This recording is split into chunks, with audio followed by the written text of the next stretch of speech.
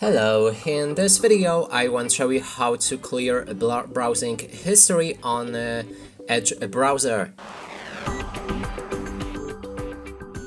To do this, first you will need to click on the three dots in the top right corner of a browser, navigate to the settings, then select privacy, search and services. Right here we can find delete browsing data, and you can choose what to clear or choose what to clear every time you close the browser, but I will cover that in a second.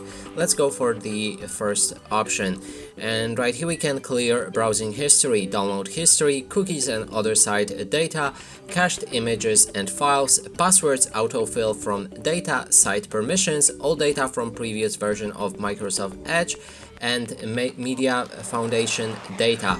You can select them with the checkbox, and when you're ready you can clear now. There's also a time range that you can change right here. Okay, next thing I should mention is choose what to clear every time you close the browser, and when you click on it you can enable certain options like browsing history, download history and etc.